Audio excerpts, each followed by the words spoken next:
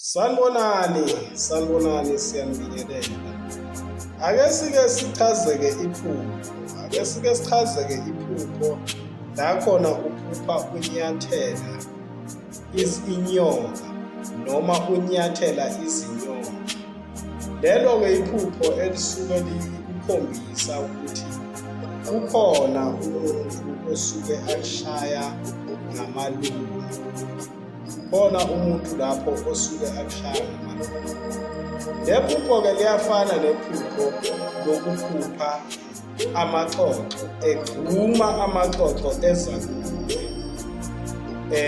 Noma amaxoxo nje wathola agcwele endlini noma usemalini. Liyakhombisa futhi lelo phupho ukuthi kukhona umuntu okushaya ngamalungu. Kuyafana-ke nokuphupha ispayida noma-ke kugcwele iy'payida endlini. Okwakunye-ke kuyenzeka uthole ukuthi awuphuphi. Seyinto-ke leyo eyenzakalayo ukuthi ejangile kugcwale amaxoxo noma kugcwale iy'payida. Uphawu lolo elisuke likhombisa ukuthi kukhona osuke aganga ikhaya lakini ngamalungu. Abantu-ke abaphile abantu, ngiyabonga.